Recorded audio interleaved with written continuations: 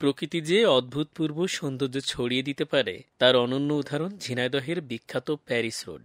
নজরকাড়া প্রাকৃতিক সৌন্দর্যে ভরা এই গ্রামীণ সড়ক এখন হয়ে উঠেছে দর্শনার্থীদের মিলন মেলা। দুই পাশে অবারিত ধানক্ষেত আর মাছ দিয়ে চলমান সড়কটি যেন কোনো শিল্পীর হাতে আঁকা জীবন্ত ছবি। শহরে যান্ত্রিকতা থেকে মুক্তি পেতে প্রতিদিন হাজারো মানুষ ভিড় জমাচ্ছেন এখানে। সকাল থেকে রাত অবধি দর্শনার্থীদের উপচে পড়া ভিড় মুখরিত হয়ে থাকে এলাকা। শুধু ঝিনাইদহ নয়, দেশের বিভিন্ন জেলা থেকেও ভ্রমণ পিপাসুরা ছুটে আসছেন এই সৌন্দর্য এক নজর দেখতে। কেউ প্রকৃতির টানে হাঁটতে হাঁটতে হারিয়ে যাচ্ছেন, কেউ আবার স্মৃতিকে ধরে রাখছেন ছবির ফ্রেমে। ১৯৯৩ সালে নলডাঙ্গা ইউনিয়নের তৎকালীন চেয়ারম্যান মোহাম্মদ আলাউদ্দিন এই সড়কের দুই পাশে প্রায় ২৫০০ নারকেল গাছ রোপণ করেছিলেন, যা ঝিনাইদহের প্যারিস রোডকে অনন্য সৌন্দর্য ভরিয়ে দিয়েছে। প্রকৃতির অপার সৌন্দর্যে ভরা এই প্যারিস রোড এখন ঝিনাইদহবাসীর গর্ব।